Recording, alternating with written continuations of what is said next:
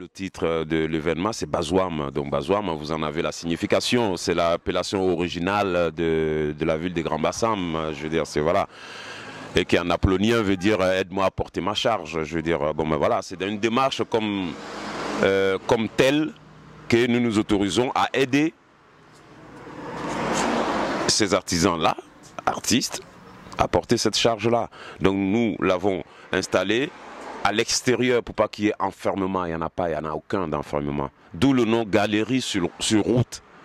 Je veux dire, bon maintenant, on ne s'érige pas pour autant en galériste. La galerie est déjà là depuis plus de 40 ans, ces gens-là sont là, quoi. Je veux dire, donc la décision, c'est de le faire dans les lieux. Et que les gens puissent venir voir en même, parce que nous, on essaie de les sortir donc de cet arrière-cour qui est leur atelier, qui sont leurs ateliers, vers l'avant pour les mettre en lumière. De manière à ce que, voilà, donc alors Galerie sur route est un projet, bien entendu, qui est inscrit dans une continuité.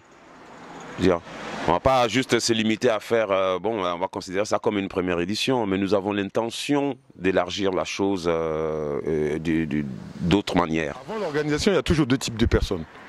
Il y a ceux qui arrivent à voir, et puis il y a ceux qui n'arrivent pas à voir. Tu vois, évidemment, ceux qui arrivent à se projeter dans le temps et l'espace, eux, ils se disent, ah, ça peut être pas mal. Ceux qui n'y arrivent pas, ils se disent, mais qui es-tu toi pour... Ça va nous apporter quoi? Ça, c'est avant. Maintenant, depuis ce matin, il y a encore deux types de personnes. Mais ces deux types, ils ne sont pas superposés. Hein.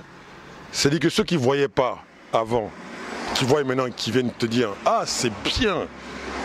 Ceux qui voyaient, qui disent encore, c'est bien. Ça, c'est une autre catégorie. Et il y a encore des gens ce matin qui ne voient pas, malgré que ce soit là. Tu vois, qui ne voient pas. À qui il faut expliquer, mais c'est pas grave. C'est pas grave. Là, les goûts, les couleurs, ça se discute. Vous comprenez bien, ça se discute, ça s'apprend, c'est une éducation. D'accord? Si un imbécile, le dernier crétin vient vous dire, parce qu'il a bien en jaune fluo, et que tu lui dis, mais c'est ridicule que tu sois en jaune fluo, il te dit non, les goûts et les couleurs, ça ne se discute pas, c'est un crétin fini. Parce que justement, ce qui se discute le plus au monde, c'est la subjectivité, la capacité à créer une représentation de ce qu'on voit. C'est ça qui se discute le plus. Ça s'apprend. Il y a des gens chez qui le port du soutien-gorge est obligatoire, alors que obligatoire et beau, alors qu'il y a des gens chez qui les seins libérés sont obligatoires et beaux. Ce qui fait que, tu vois, mais ce sont des choses qui s'apprennent par l'éducation. Ma grand-mère écoutait Jean-Sébastien Bach. Elle écoutait du Bach. C'est pas parce qu'elle n'a pas fait l'école d'art et tout ça. Elle écoutait du Bach parce qu'un jour, j'ai mis du Bach, qu'elle a entendu du Bach et qu'elle m'a demandé ce que c'est. Et que je lui ai dit, c'est la messe en si mineur et blablabla. Elle dit, ah, je comprends pourquoi j'avais l'impression qu'il parlait de Dieu. Parce que c'était la messe en si mineur. Ah, et elle a appris Bach, elle a appris à entendre. Donc il y a quelque chose d'instinctif, naturel, et puis il y a la couche éducationnelle qui est forte. Donc ce groupe de personnes, encore ce matin, et pour le coup, ce n'est plus nous qui leur expliquons ce qu'on fait comme travail. Ce sont ceux avec qui ils se confrontent, qui disent non mais moi je ne comprends pas ce que ça veut dire ça. Là sur le terrain, là, nous les artistes, là, nous qui avons posé le regard, là, on n'est plus dedans. C'est dans le public, c'est au bord de la route. Donc voilà. Il y a toujours des gens qui ne comprennent pas. Il y a toujours des gens qui ne voient pas. Mais le fait de faire là, les oblige à voir. Parce que l'œuvre est là. C'est les femmes, ces hommes là, ils sont dans la rue. Il y a ma mère qui disait tout à l'heure, je ne savais pas où tu étais, mais quand je suis venu, quand j'ai rencontré la première photo, je me suis dit que tu étais dans la parade. Le mot est choisi. Elle n'a pas dit quand j'ai vu la première photo. Quand j'ai rencontré la première photo, comme un personnage entier, avec un passé, une histoire, elle a vu tout ça là. Elle a dit ça en une phrase. Elle a dit ça en une phrase. Donc tu vois, c'est ça le truc. Deux désirs profonds. Un désir d'art et d'artisanat et un désir d'information, de communication. J'aime pas trop le terme, mais d'information. Moi personnellement, le désir d'art, il est venu parce que on est dans un milieu d'artisanat. J'ai aménagé ici, j'habite ici depuis 2 ans et demi. Et ici, on me dit non, j'habite dans le village artisanal. Et je vois tous les jours avec les gens, je vis avec eux. Moi, on me considère comme un artiste. On dit, ah, Goz, attention. Attention, Goz, quoi. Lui, l'écrivain, c'est un artiste. Il est un peu... Et eux, ils sculptent. Ils taillent. Ils découpent. Ils impriment. Ils dessinent. Ils fondent. Ils refondent. Et eux, on dit, eux, c'est des artisans, quoi. Léonard de Vinci, il était un artisan. Velasquez, paragon de la peinture, on les considérait comme des artisans. Gauguin. Les gars, ils vivaient sur le mécénat de gens. Il y a une lettre très célèbre de Léonard de Vinci à un régent de l'époque pour motiver le gars à financer un peu ces trucs-là, quoi.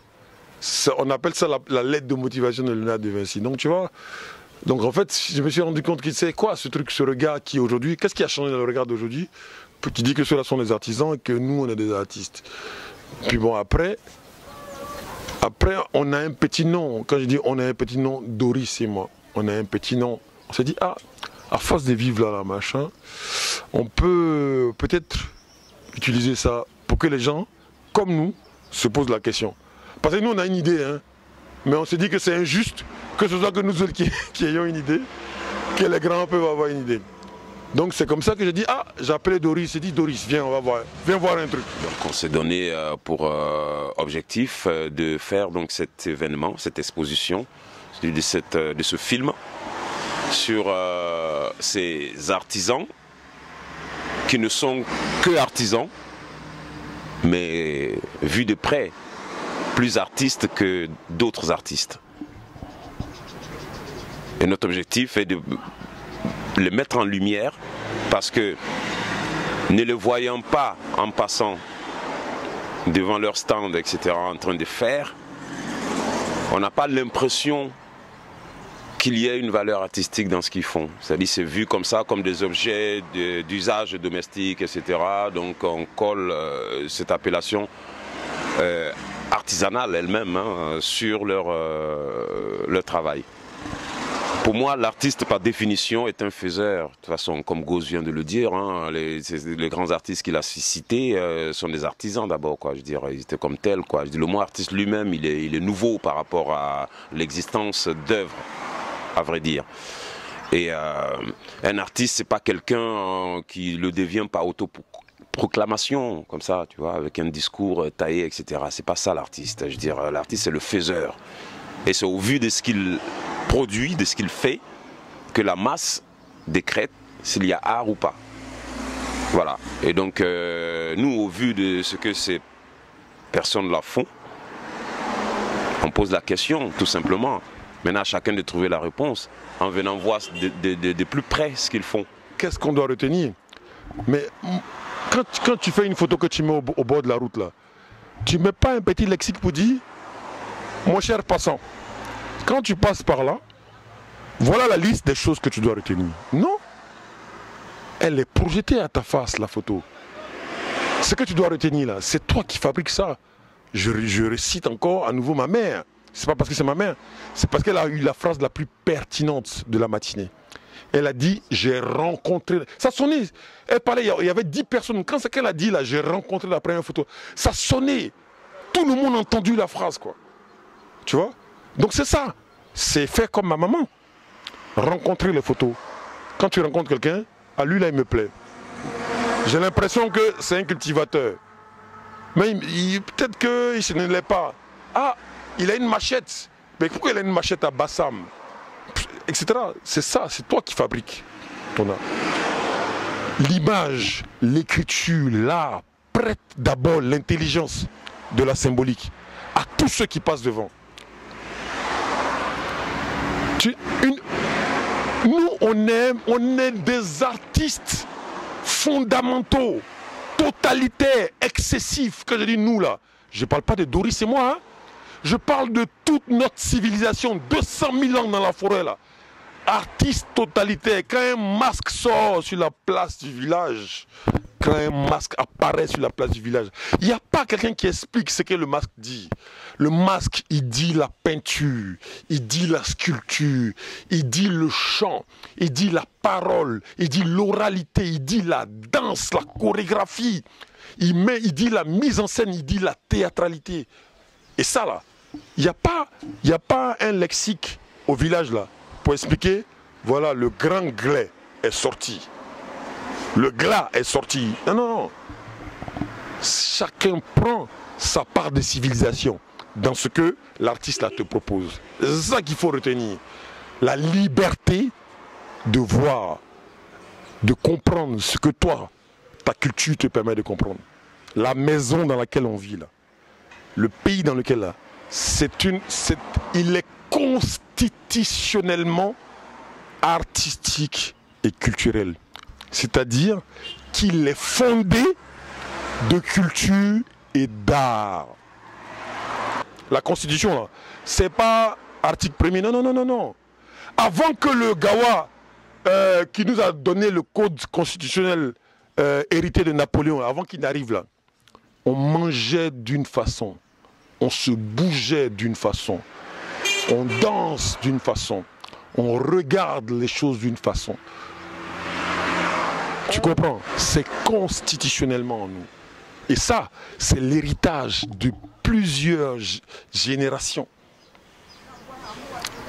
Que 2-3 séries télé ne peuvent pas effacer. Et c'est ça qu'il faut exprimer, c'est ça qu'on exprime en permanence.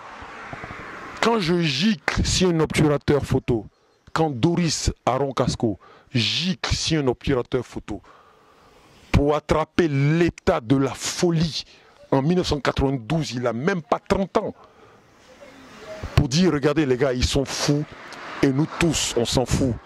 Ils portent un regard artistique et culturel, constitutionnel, sur la manière dont nous, on intègre les fous, ou on désintègre les fous dans notre société.